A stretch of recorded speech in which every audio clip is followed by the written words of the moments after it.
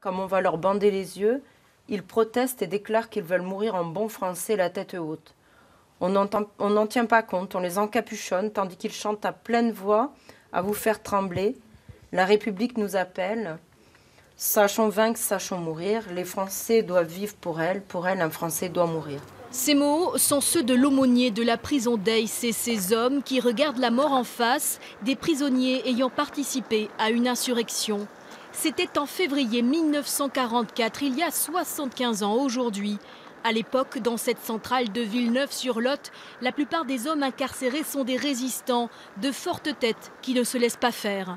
En s'organisant, ils ont réussi à mener la vie difficile à ces autorités carcérales en faisant des actes des réunions clandestines, des matchs, des journaux diffusés, créés et diffusés à l'intérieur de la prison avec des messages assez forts de résistance à l'autorité. De petits actes de rébellion qui mènent finalement à l'insurrection du 19 février. Ce jour-là, 1400 hommes tentent de s'évader mais échouent. 12 sont exécutés, 1200 autres déportés à Dachau.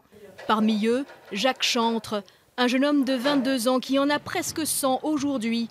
Le temps a passé, mais il n'a rien oublié. Il n'y a pas de moment où je ne pense pas à cette période. On crevait de faim. On mangeait peu et pas bon. 400 des anciens prisonniers d'Aix mourront à Dachau. Les autres seront libérés en avril 1945 par l'armée américaine. Ils reprendront leur vie avec au fond des yeux le souvenir de la guerre.